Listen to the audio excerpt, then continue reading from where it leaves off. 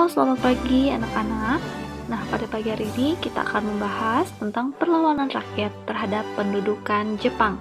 Nah, bentuk perlawanan rakyat terhadap Jepang ini terbagi menjadi dua, yaitu perlawanan fisik atau dengan senjata dan perlawanan non-fisik atau melalui organisasi. Kita akan membahas perlawanan fisik atau perlawanan dengan menggunakan senjata. Perlawanan yang pertama yaitu perlawanan Chot Plieng di Aceh. Nah, Chot Plieng adalah nama daerah yang berada di Aceh. Perlawanan ini terjadi pada tanggal 10 November tahun 1942. Perlawanan ini dipimpin oleh Teku Abdul Jalil. Perlawanan Chot Plieng di Aceh ini disebabkan karena sikap sewenang-wenang tentara Jepang kepada rakyat Aceh dan rakyat Aceh yang merasa diperas dan ditindas. Yang kedua adalah perlawanan rakyat Singaparna. Perlawanan ini berlangsung pada tanggal 25 Februari tahun 1944. Perlawanan ini dipimpin oleh Kiai Haji Zainal Mustafa. Nah, anak-anak, penyebab dari perlawanan rakyat Singaparna adalah Jepang memaksa rakyat untuk melakukan Seikei dan menentang Romusa. Kalian tahu nggak apa yang dimaksud dengan Seikei? Seikei adalah upacara penghormatan kepada Kaisar Jepang yang dianggap sebagai dewa. Nah, caranya dengan membukukan badan ke arah timur laut Tokyo.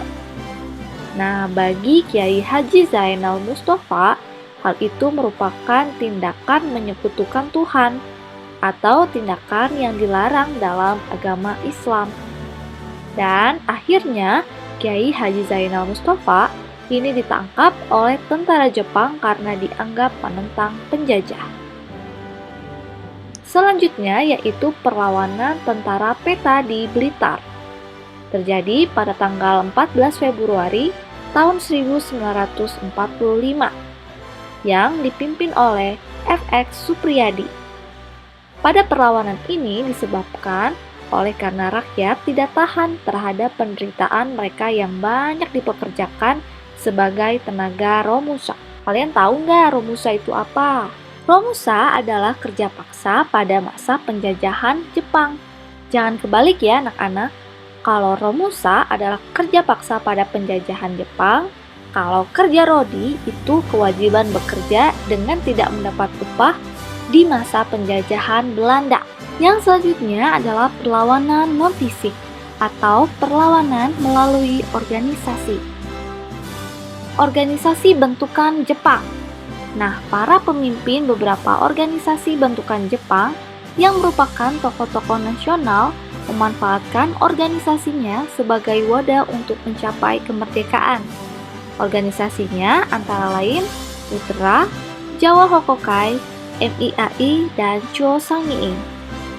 Yang kedua adalah kelompok-kelompok perjuangan. Selain melakukan perlawanan dengan organisasi bentukan Jepang, ada pula beberapa kelompok perjuangan yang dilakukan secara rahasia atau gerakan bawah tanah. Gerakan itu dikoordinasi secara rapi oleh beberapa kelompok. Kelompok-kelompok tersebut antara lain yang pertama adalah kelompok Syahrir. Kelompok ini dipimpin oleh Sultan Syahrir.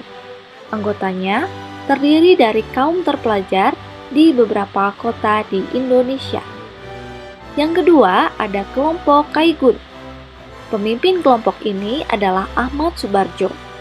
Anggotanya antara lain Mr. A.A. Maramis, Sudiro, Wikana, Dr. Buntaran, dan Dr. Syamsi.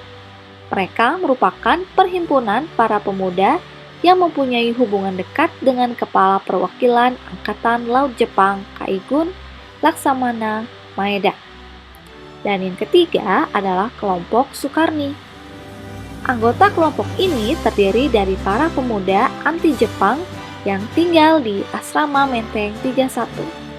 Tokohnya antara lain Cairo Saleh, Adam Malik, Pandu Kertawiguna, dan Maruto Nitiniharja. Nah, anak-anak, sekian pelajaran kita pada hari ini.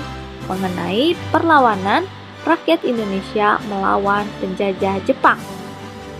Apabila ada yang ingin ditanyakan, silakan tanyakan kepada Ibu Priska. Selamat belajar. God bless you all.